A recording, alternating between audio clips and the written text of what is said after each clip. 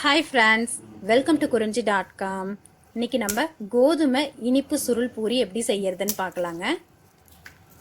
பாருங்க எந்த அளவுக்கு நல்லா மொறுமொறுப்பாக இருக்குதுன்னு. நல்லா மொறுமொறுப்பாக மிதமான இனிப்போட சாப்பிட்றதுக்கு ரொம்ப நல்லாயிருக்கும் இது. அதுக்கு நான் 2 கப் அளவுக்கு கோதுமை மாவு எடுத்திருக்கேன்.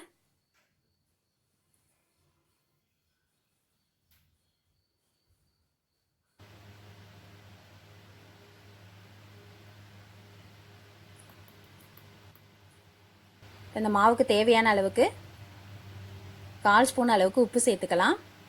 1/4 spoon baking soda. Baking soda cooking soda ரெண்டுமே ஒன்று தாங்க. ஆனால் இந்த சோடா உப்பு சேர்க்கும் போது தான் நம்மளோட அந்த இனிப்பு சுருள் பூரி வந்து நல்லா கிறிஸ்பியாக முறுமுறுப்பாக கிடைக்கும் நமக்கு. இப்போ இது கூட ஒரு 2 டேபிள் ஸ்பூன் அளவுக்கு எண்ணெயை நல்லா சூடு பண்ணி சேர்த்துட்டு கலந்து விட்டுடுங்க. இப்போ இந்த மாவு நம்ம கையில் இப்படி பிடிச்சோம்னா உதிர்ந்து கொட்டாமல் நிற்கணும். இந்த மாதிரி பதத்தில் இப்போ நம்ம தண்ணி தெளித்து இது சப்பாத்தி மாவு பதத்துக்கு பிசைஞ்சு எடுத்துக்கலாம்.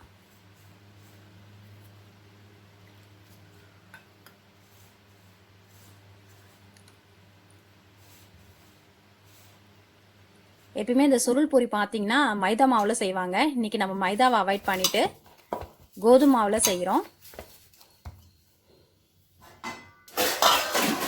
இப்போ இந்த அளவுக்கு நல்லா மாவு பிசைஞ்சிட்டு ஒரு தட்டு போட்டு மூடி 1 மணி நேரமாவது நல்லா ஊறணுங்க. நல்லா ஊறும்போது தான் நம்மளோட மாவு நல்லா மிருதுவாயிட்டு நமக்கு வந்து இந்த திரட்டுறதுக்கும் ரொம்ப ஈஸியாக இருக்கும். நம்மளோட சுருள் பூரியும் நல்லா கிறிஸ்பியாக கிடைக்கும். இப்போ இந்த அளவுக்கு நம்ம கவுண்டர் டாப்பில் வச்சு இழுத்து பிசைஞ்சிக்கோங்க. பிசைஞ்சிட்டு நம்ம சப்பாத்தி மாவை விட கொஞ்சம் கூட பெரிய சைஸில் மாவு உருட்டிக்குங்க.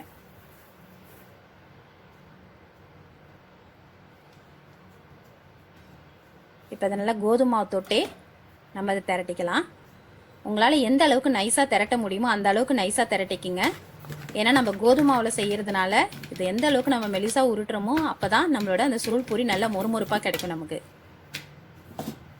நீங்கள் ரொம்ப மொத்தமாக உருட்டிட்டிங்கன்னா நமக்கு அந்த சுருள் பூரி அந்த மொறுமொறுப்பு இருக்காது, அடை மாதிரி இருக்கும். நல்லா மாவு தொட்டு மெலிசாக உருட்டிக்குங்க.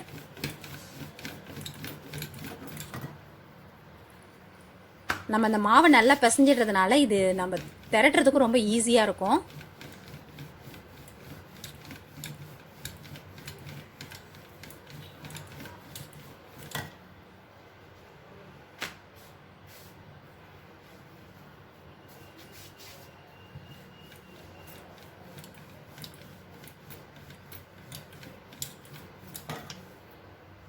இந்த அளவுக்கு நல்லா மெலிசாக திரட்டிட்டு இதை எடுத்து வச்சிடலாம். இப்போ நம்ம அதே அளவுக்கு மாவை இன்னொரு உருண்டை எடுத்து உருட்டி திரட்டிக்கலாம். இந்த மாதிரி நம்ம செய்யும்போது நமக்கு வந்து இது ரொம்ப ஈஸியாக இருக்குங்க. இது ஈஸியான மெத்தடில் நம்ம நிறைய லேயரை கொண்டு வரலாம். இது லேயராக பொரிச்செடுத்து நம்ம சாப்பிடும்போது அவ்வளோ மொறுமொறுப்பாக ரொம்ப நல்லாயிருக்கும் இது. இப்போ இதையும் நம்ம நல்லா மெலிசாக உருட்டிக்கலாம்.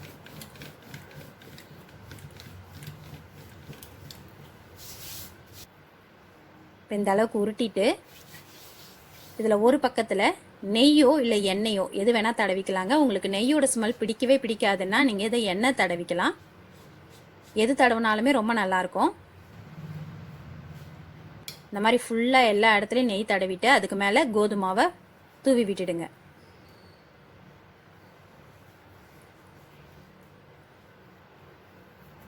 இதுக்கு மேலே நம்ம ஏற்கனவே உருட்டி வச்சுருக்க அந்த மாவையும் இதில் போட்டுட்டு இதுக்கு மேலேயும் திரும்ப நம்ம நெய் நல்லா தடவிடலாம். நல்லா அதை அழுத்தி விட்டுட்டு அதுக்கு மேலே நெய் தடவிடுங்க.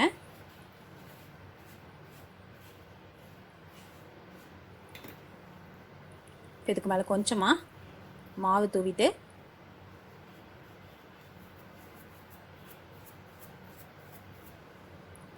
இப்போ நம்ம அதை சுருட்டிடலாம். நீங்கள் சுருட்டும் போது நல்லா டைட்டாக சுருட்டுங்க.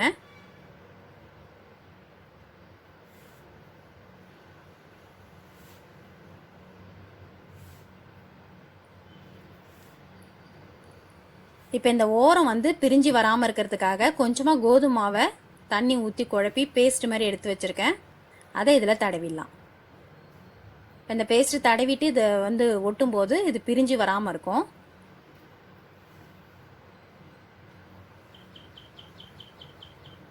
இதை நல்லா அழுத்தி விட்டுட்டு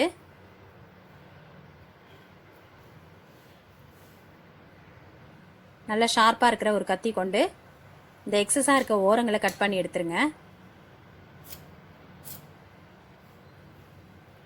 இப்போ நம்ம எல்லா மாவும் 1 இன்ச்சு அகலத்துக்கு கட் பண்ணிடலாம். பாருங்கள் எந்த அளவுக்கு லேயர் இருக்குன்னு. இப்போ அந்த லேயர் இருக்க பக்கத்தை இப்படி வச்சு கையால் ஒரு அழுத்திட்டு நம்ம உருட்டுற குழவியால் ஒரு 2 தீத்தி எடுத்துக்கிட்டோம்னா நமக்கு இந்த மாதிரி நீளமாக கிடச்சிரும். அப்போ தான் நம்ம எண்ணெயில் பொரிச்சு எடுத்தாலும் நமக்கு அந்த லேயராக கிடைக்கும். பாருங்கள் இப்பயே நமக்கு அந்த லேயராக தெரியும். இப்போ இந்த மாதிரியே நம்ம எல்லா மாவையும் ரெடி பண்ணிடலாம்.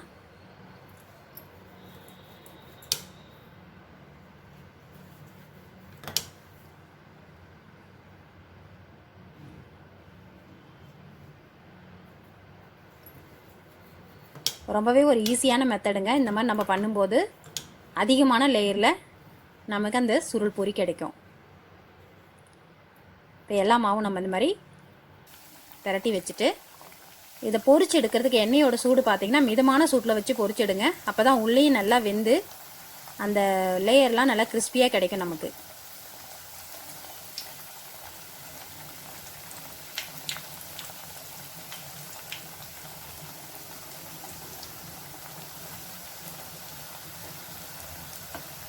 இப்போ எண்ணெயில் வேகும் போதே உங்களுக்கு அந்த லேயர்லாம் அழகாக தெரியும் பாருங்கள். இப்போ ஒரு பக்கம் நல்லா வெந்துடுச்சு. நம்ம திருப்பி விட்டு அடுத்த பக்கத்தையும் நல்லா வேக விட்டுடலாம்.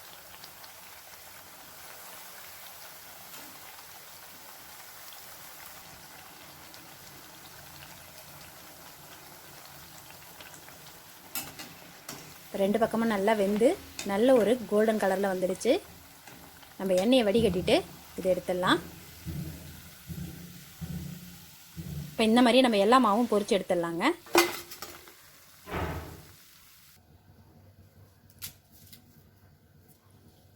பாருங்கள் உள்ளே எந்த அளவுக்கு நல்லா மொறுமொறுப்பாக லேயராக வந்திருக்குன்னு. இப்போ நம்ம இதுக்கு சர்க்கரை பாகு ரெடி பண்ணிடலாம். நம்ம 2 கப் அளவுக்கு மாவு எடுத்தோம். அதுக்கு 1 கப் அளவுக்கு சர்க்கரை எடுத்தால் சரியாக இருக்கும். 1 கப்பு சர்க்கரைக்கு 1/2 கப் அளவுக்கு தண்ணி சேர்த்துக்கலாம். நமக்கு இது பாகு வந்து நல்லா முத்தின பாகா வேணுங்க. அப்போதான் நம்ம ஜீராவில் வந்து இந்த சுருள் பொரியை போட்டு எடுத்தாலும் நமத்து போகாமல் நல்லா மொறுமொறுப்பாக இருக்கும். நம்ம பாகு முத்தின பாகா இல்லைன்னா நம்ம இந்த ஜீராவில் சுருள் பொரியை போட்டதும் சுருள் பொரி இந்த ஜீராவெலாம் இழுத்துக்கிட்டு நமத்து போன மாதிரி ஆகிடும். இதை நம்ம ஊற விடணும்லாம் அவசியம் இல்லைங்க. இதில் போட்டு ஒரு 2 பெரட்டி எடுத்தால் போதும். இந்த சர்க்கரை பாகு இதுக்கு மேலே நல்லா ஒட்டிட்டா போதும். நல்லா கோட்டானதும் நம்ம எடுத்து வச்சிடலாம். இதை நீங்கள் கொஞ்ச நாள் ஆற விட்டு பார்த்தீங்கன்னா மேலே நல்லா அந்த சர்க்கரை பாகெல்லாம் பூத்துட்டு பார்க்கவே ரொம்ப அழகாக இருக்கும். இதை நம்ம ஒரு ஏர்டைட் கண்டெய்னரில் ஸ்டோர் பண்ணிட்டோம்னா 1 வீக் வரைக்கும் கூட வெளியே வச்சுருந்தே சாப்பிட்லாம், கெட்டு போகாது. ரொம்ப நல்லா இருக்குங்க. நீங்களும் உங்கள் வீட்டில் இந்த ரெசிபியை ட்ரை பண்ணி பாருங்கள். ட்ரை பண்ணிவிட்டு எப்படி வந்ததுன்னு சொல்லிட்டு உங்கள் கமெண்ட் பாக்ஸில் கொடுங்க. இந்த ரெசிபி உங்களுக்கு பிடிச்சிருந்தா லைக் பண்ணுங்கள், ஷேர் பண்ணுங்கள், சப்ஸ்கிரைப் பண்ணுங்கள். உங்கள் ஃப்ரெண்ட்ஸ் அண்ட் ரிலேட்டிவ்ஸோட இந்த வீடியோவை ஷேர் பண்ணிக்கோங்க. நன்றி, வணக்கம்.